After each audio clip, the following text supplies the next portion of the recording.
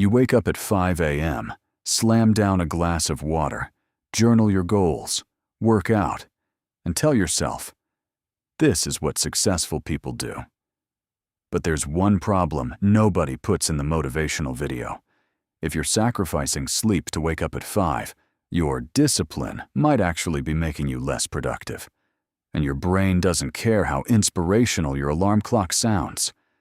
Think about what happens when you suddenly decide to become a 5 a.m. person. You go to bed at the same time you always do, but now you're waking up 1 or 2 hours earlier. At first, you feel proud. While everyone else is sleeping, you're working on your goals. It feels like you've discovered a secret advantage. But underneath that feeling, your body may simply be accumulating sleep debt. Your brain needs sleep for much more than rest.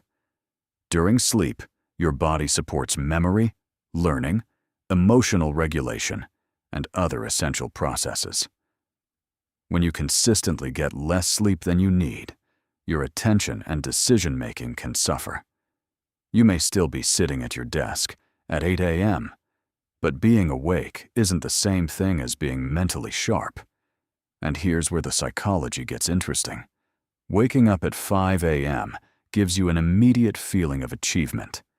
You beat the alarm, you exercised, you checked off your goals before breakfast. That creates a powerful sense of progress. But there's a psychological trap here. You can start measuring productivity by how difficult your routine feels instead of what you actually accomplish. In other words, suffering can start to feel like success. You might think, if waking up at 7 feels easy, but waking up at 5 feels brutal, 5 a.m. must be making me more disciplined. Not necessarily. Difficulty isn't automatically evidence of effectiveness. And your body has its own schedule. Your circadian rhythm is an internal biological clock that helps regulate when you feel alert and when you feel sleepy. It responds to signals like light, darkness, and your regular sleep schedule. So simply deciding that 5 a.m. is your productive time doesn't instantly convince your biology to cooperate. Imagine your brain as a phone battery. You can wake up at 5 a.m. and start using it immediately. But if you charged it for only 5 hours instead of 8, you're starting the day with less power. Coffee might make you feel more alert for a while, but caffeine doesn't replace the biological functions of sleep. Now, imagine 2 people. You wake up at 5 a.m. after going to bed late. You get a few productive hours, but by afternoon, your concentration starts falling. Someone else wakes up at 7 a.m. after getting enough sleep. They start later, but their brain may be better prepared to focus, learn, and make decisions. So who is actually winning? The answer isn't 5 a.m. is bad.